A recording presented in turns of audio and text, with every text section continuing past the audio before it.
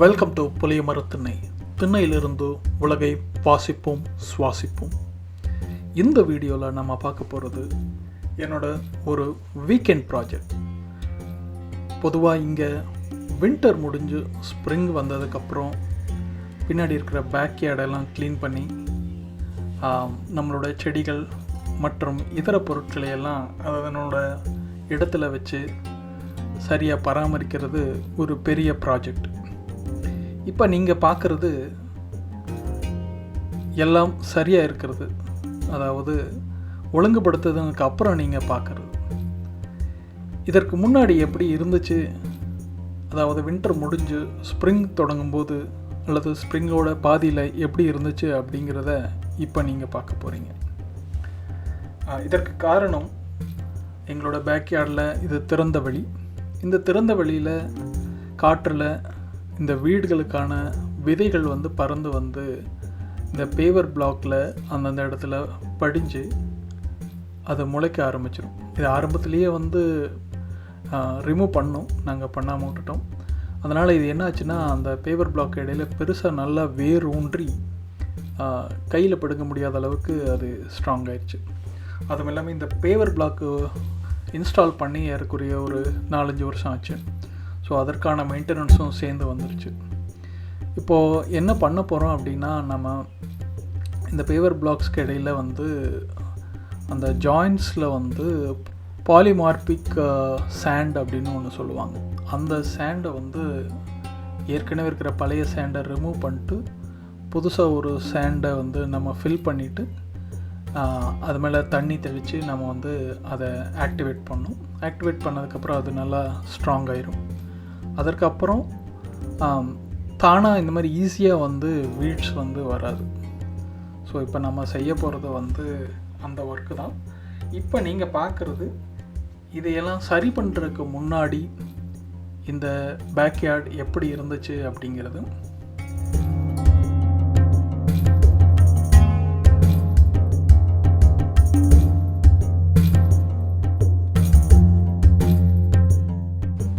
இங்கே வச்சுருக்கிற இந்த தொட்டிகள் எல்லாம் மழை நீரை சேகரித்து மறுபடியும் இந்த செடிகளுக்கு பயன்படுத்துறதுக்காக வைக்கப்பட்டிருக்கிறது.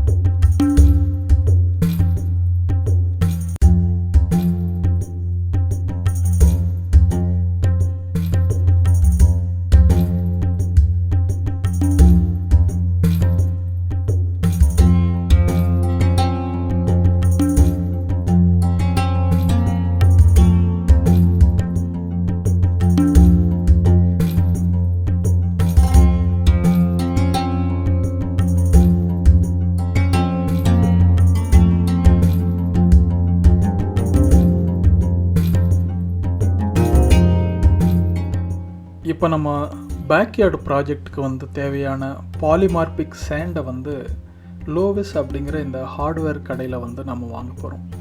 இந்த கடையில் பொருட்களை நம்மளே நம்மளோட கார்ட்டில் எடுத்து போட்டுட்டு பில்லிங் கவுண்டரில் போய் நம்ம செக் அவுட் பண்ணிக்கலாம். போகிற வழியில் நீங்கள் பார்க்குறது இவர்கள் வீட்டுக்கு தேவையான அனைத்து பொருட்களும், அதாவது குறிப்பாக கட்டுமான பொருட்களை இங்கே விற்கிறாங்க. அதே மாதிரி பேக்யார்டில் நம்ம செடி வளர்த்தணும் அப்படின்னா அந்த செடிகளையும் இங்கே விற்கிறாங்க. இப்போ நம்ம பாலிமார்பிக் சேண்டு இருக்கிற இடத்துக்கு வந்தாச்சு. இங்கே அந்த சேண்டை நம்ம எடுத்துகிட்டு போக போகிறோம். எனக்கு 4 சேண்ட் பேக் தேவைப்பட்டுச்சு. ஆரம்பத்தில் 3 எடுத்திருந்தேன், பின்னாடி இன்னொரு சேண்ட் பேக் எடுத்திருந்தேன். இப்போ இந்த சேண்ட் பேக்கை எடுத்துகிட்டு நம்ம செக் அவுட்டுக்கு போய் செக் அவுட் பண்ணிட்டு வந்தாச்சு. இப்போ அடுத்ததாக நம்ம பண்ணுறது இந்த பேக்யார்டை க்ளீன் பண்ணணும். ஸோ அங்கே இருக்க தொட்டிகளையெல்லாம் ஓரமாக வச்சுட்டு இந்த பேவர் பிளாக்ஸ்க்கு இடையில் இருக்கிற அந்த பழைய மண்ணை நம்ம அகற்றணும். அதற்கு பவர் வாஷ் தான் யூஸ் பண்ணணும். அப்போ நிறைய மண் வெளியே வருது, அது கூட சேர் வருது. இதிலிருந்து நம்மளை ப்ரொடெக்ட் பண்ணுறதுக்கு நான் வந்து ஒரு ரெயின் பேன்ச்சோவை போட்டிருந்தேன். இது கொஞ்சம் கடினமான வேலை தான், இருந்தாலும் அதை செய்கிறதுல ஒரு சந்தோஷம் இருக்குது.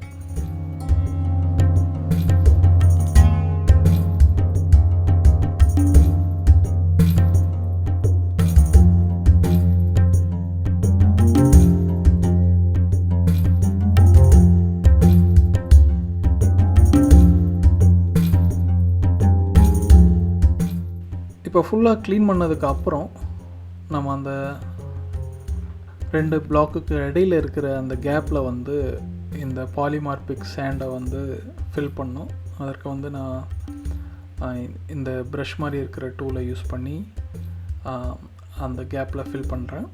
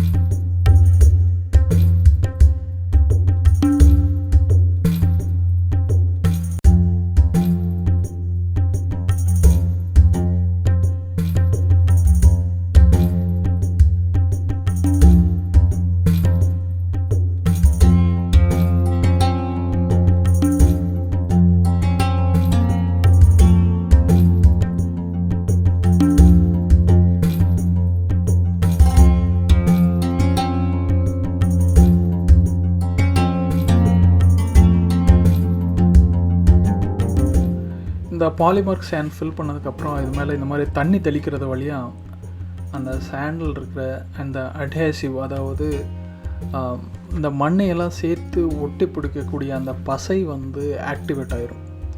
ஸோ அப்போ வந்து என்னாங்கன்னா இந்த மண் லூஸ் ஆகாமல் அது ஒரு காங்க்ரீட் போல் நல்லா செட் ஆகிரும். அதனால் அது மேலே தண்ணி ஊற்றணும். அந்த ஒர்க் இப்போ நடந்துகிட்ருக்கு.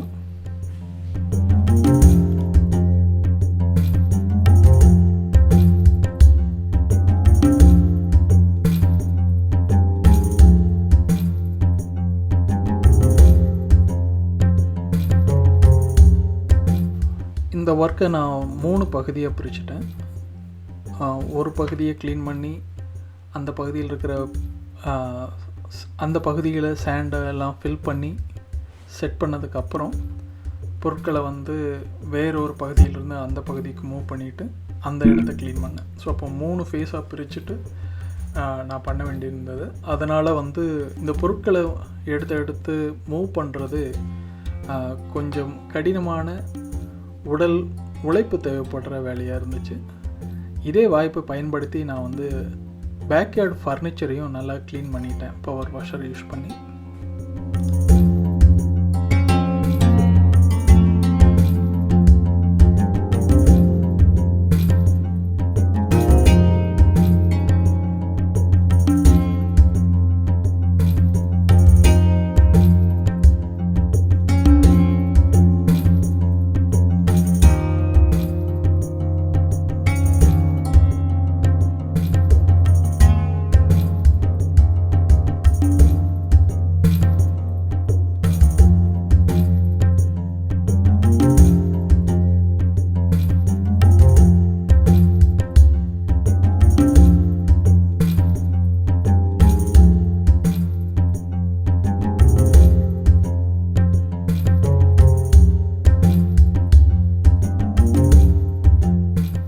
இப்போ நான் க்ளீன் பண்ணுறது பேட்டியோ.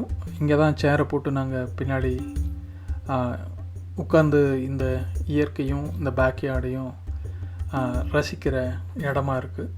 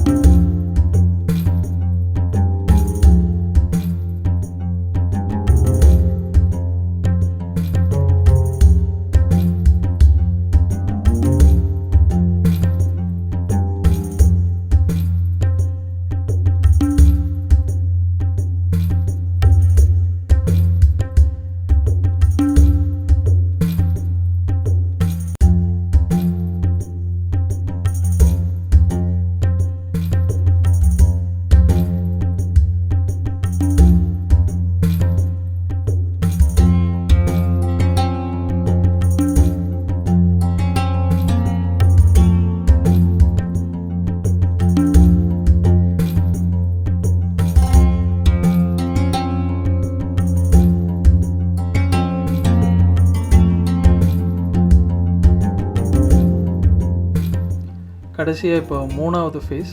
இப்போ அங்கே இருக்கிற தொட்டிகளையெல்லாம் வந்து இந்த ஏற்கனவே க்ளீன் பண்ண இடத்துக்கு மூவ் பண்ணிட்டு இப்போ அந்த இடத்த நம்ம ஃபிக்ஸ் பண்ண போகிறோம்.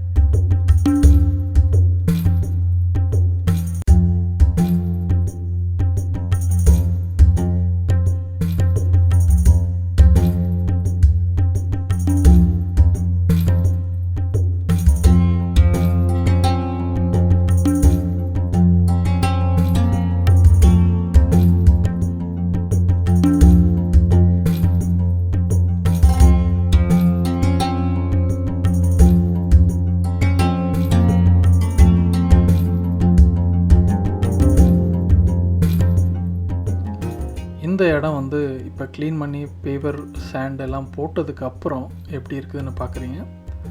இதையும் தண்ணி ஊற்றி இப்போது தண்ணி தெளித்து ஆக்டிவேட் பண்ண போகிறோம். அதுக்கப்புறம் இந்த மண் செட் ஆனதுக்கப்புறம் இதுவும் க்ளீன் ஆயிரும்.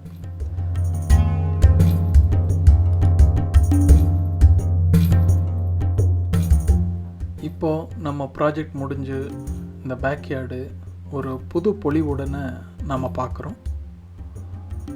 இங்கே எல்லா பொருள்களும் சரியாக ஆர்கனைஸ் பண்ணி வச்சுருக்கோம். இது பேக்யார்டில் நம்ம உட்காந்து பின்னாடி இயற்கையை ரசிக்கிற அளவுக்கு இது க்ளீனாகவும் அழகாகவும் மாறிடுச்சு. இதை பற்றி உங்களோட கருத்து என்ன அப்படிங்கிறத கீழே கமெண்ட்டில் பதிவு செய்யுங்க.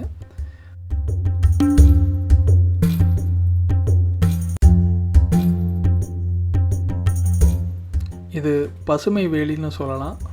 இது வேலி இல்லை, இது சுற்றி அமைக்கப்பட்டிருக்கிற பூச்செடிகள். இந்த பூச்செடிகள் தான் நம்ம அப்பப்போ வீடியோ எடுத்து ஷார்ட்ஸாக போட்டுட்ருந்தோம். பல்வேறு வகையான பூக்கள் வந்து பூத்திருக்கு. இந்த பூக்களில் இருந்து தேனை எடுக்க வண்டுகளும் பறவைகளும் வருது. அதையும் உங்களுக்கு அப்பப்போ நான் வீடியோ எடுத்து போடுறேன்.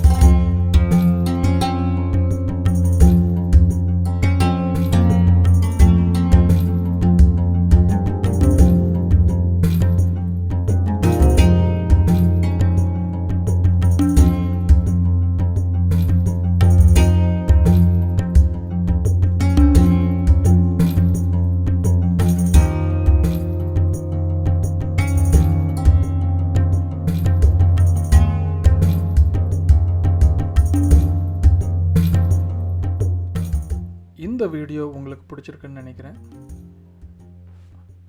இந்த வீடியோ பற்றி உங்களோட கருத்துக்களை கமெண்ட்டில் பதிவு செய்யுங்க.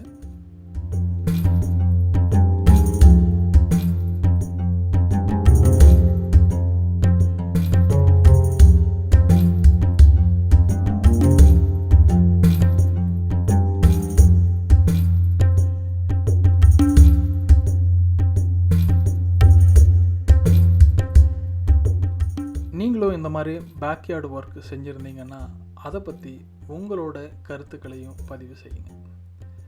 நன்றி நண்பர்களே. வேறொரு வீடியோவில் சந்திப்போம்.